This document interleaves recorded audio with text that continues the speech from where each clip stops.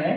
तो यहाँ पर विषय विशेषज्ञ के रूप में उपस्थित डॉक्टर किरण राठौर मैडम को मैं आमंत्रित करता हूँ। वे कालिदास महाविद्यालय उज्जैन में राजनीतिक विज्ञान की एचओडी हैं। मैं मैडम को सादर आमंत्रित करता हूँ।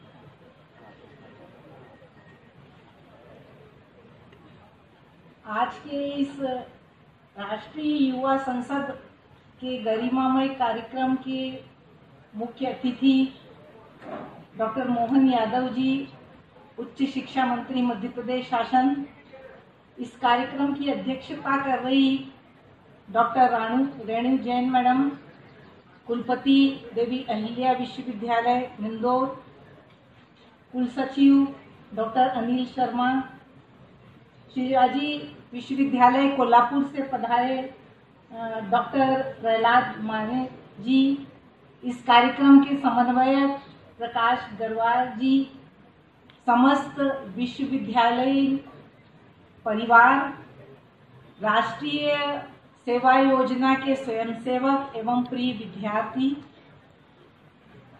सबसे पहले तो मैं विश्वविद्यालय और एनएसएस इकाई को बधाई देना चाहूँगी कि बहुत अच्छी तरीके से वो सहभागी विद्यार्थियों को कि उन्होंने बहुत अच्छी तरीके से यहाँ पर संसद को जीवंत किया, संसदीय प्रक्रिया को जीवंत किया। माने सर ने वैसे उनके परफॉर्मेंस का आकलन किया ही है और हमारे सांसद महोदय यहाँ मौजूद है जो रूबरू इस सारी कार्यवाही को देखते हैं, लेकिन एक विषय विशेषज्ञ के रूप में मैं ये बताना चाह रही हूँ कि संसदीय प्रक्रिया और प्रश्नकाल और शून्यकाल हमारी राजनीतिक व्यवस्था का एक बहुत महत्वपूर्ण अंग है।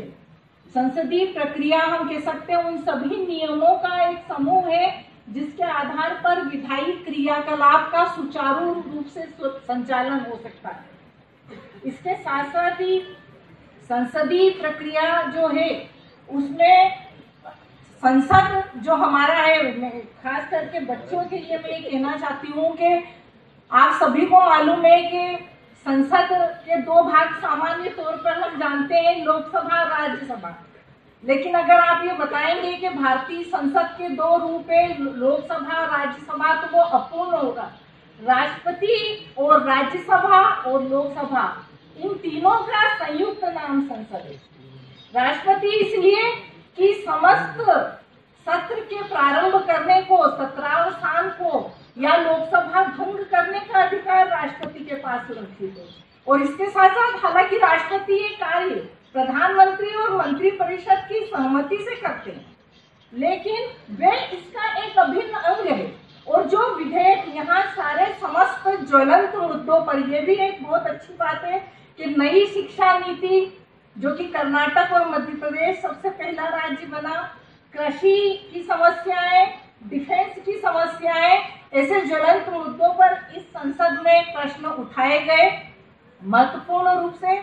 और खास करके विधेयक जो पारित होते हैं, जो विधेयक पारित होते हैं और बाद में जो अधिनियम बनते हैं, पहले तो वो सदन में पारित होते हैं, लोकसभा में, राज्यसभा में, फिर वो राष्ट्रपति के पास स्वीकृति के लिए जाते हैं, तभी अधिनियम बनते हैं। इसलिए राष्ट्रपति संसद का एक महत्वपूर्ण अंग है। राष्ट्रपति को मिलाकर के ही संसद पूर्ण होती है। और ये भी एक और महत्वपूर्ण जानकारी इस संबंध में कि हमने ब्रिटिश मॉडल, हमारी पार्लियामेंट्री सिस्टम है हमारे यहाँ पर, हमने ब्रिटिश मॉडल लिया। वहां पर राजा लाडसभा और कॉमन सभा से मिलकर के और संसद पूर्ण होती है। लेकिन ये प्रश्न आता है राजनीति विज्ञान के क्षेत्र में कि क्या भारतीय संसद संप्रभु है? क्या भारतीय संसद ब्रिटिश संसद जितनी संप्रभु है? इसके लिए ये जवाब होता है कि भारतीय संसद ब्रिटिश संसद जितनी संप्रभु नहीं है।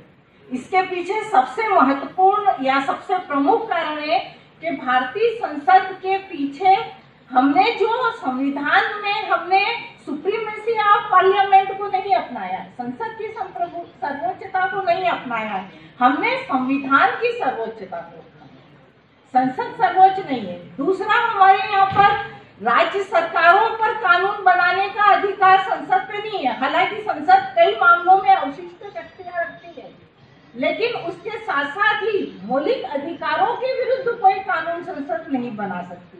और उसका सबसे बड़ा कारण ये है कि हमारी संसद पर कई अंकुश इस रूप में है कि खास करके हमने एक न्यायिक पुनरावलोकन का अधिकार हमारे सर्वोच्च न्यायालय में लिया है। न्यायिक पुनरावलोकन की शक्ति, जिस शक्ति के आधार पर संसद ऐसे सभी कानूनों को जो उसने अपने दायरे से बाहर जाकर के बनाए अवैध घोषित कर सकती है। तो ये शक्ति ब्रिटेन में नहीं है, क्योंकि ब्रिटेन विश्व का अलिखित संविधान है और वहां पर न्यायपालिका उस रूप में पावर ऑफ जुडिशियल रिव्यू नहीं रखती है। तो ये कुछ ऐसे बेसिक मुद्दे हैं जो मैं यहाँ आपको बताना चाहती थी। बाकी आप लोगों ने अच्छी तरीके से संसद को जीवंत किया और आप सभी लोग उसके लिए बधाई के पात्र हैं। और एक बार पुनः मैं आपका आभार व्यक्त करती हूँ कि इस महत्वपूर्ण अवसर को देखने का, सुनने का, यहाँ कुछ अपने विचार व्यक्त करने का विश्वविद्यालय ने, प्रदीप गढ़वाल सर ने, राष्ट्रीय सेवा योजना इकाई ने मुझे मौका दिया। इसके लिए पुनः एक बार बहुत बहुत धन्यवाद। धन्यवाद मैडम। आपने जो भी इतना अच्छा मंचन देखा और जैसे अभी हमारी कुलपति मैडम ने बताया कि 13वीं जो प्रतियोगिता हुई थी उसमें राष्ट्रीय स्तर पर हमारे विश्वविद्यालय की टीम